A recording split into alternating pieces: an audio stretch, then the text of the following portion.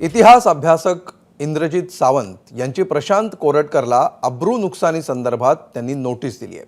इंद्रजित सावंत यांचे वकील असीम सरोदे यांच्यामार्फत कळंबा कारागृहातील तुरुंग अधिकारी अविनाश भोईर यांच्यामार्फत ही नोटीस देण्यात आली आहे। इंद्रजित सावंत यांनी छत्रपती शिवाजी महाराजांची बदनामी केल्याचा उल्लेख प्रशांत कोरटकर यांनी केला होता। या पार्श्वभूमीवर इंद्रजित सावंत यांनी आपली बदनामी झाल्यामुळे प्रशांत कोरटकरला ही नोटीस पाठवली आहे।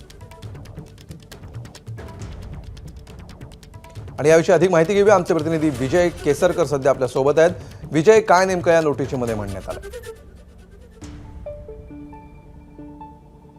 अमोल, आपल्याला माहित आहे की आज प्रशांत कोरटकरच्या जामीन अर्जावरती सुनावणी आहे एकीकडे, आणि दुसऱ्या बाजूला प्रशांत कोरटकरला इंद्रजित सावंत यांनी अब्रू नुकसानीबाबतचा एक नोटीस आहे ती या ठिकाणी दिलेली आपल्याला पाहायला मिळते।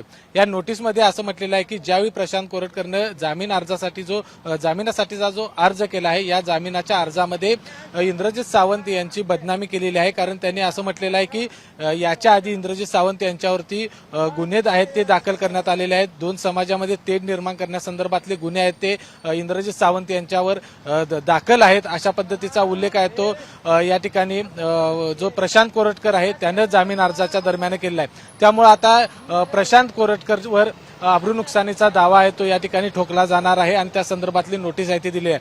ही जी नोटीस दिलेली आहे प्रशांत कोरटकरला,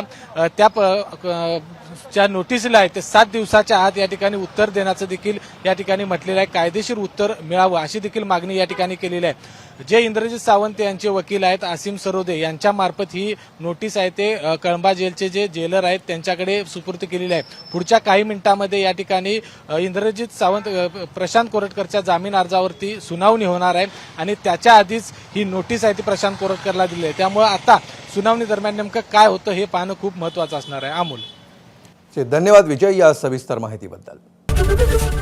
एबीपी माझा, उघडा डोळे बघा नीट।